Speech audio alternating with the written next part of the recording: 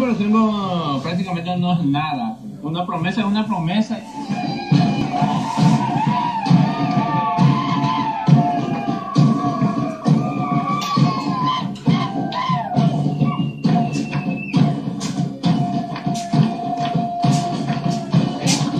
Tradicionalmente, cada año en la compañía mina de la ciudad de Emboscada, los guaycurúes realizan la serenata al alba, donde exhiben por primera vez sus atuendos, en medio de la algarabía bajo el techo conocido como guaycururoga, hecho de paja y tierra.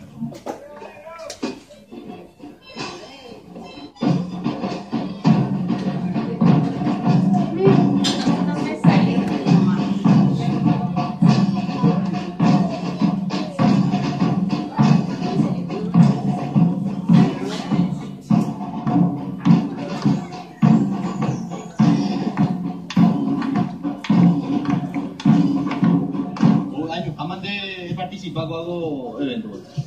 Bueno, 30, 40 botellas más. 40 años. Botellas más. Todos los años. Cada año. 25 años, todo ese año ¿Mi familia fue a participar?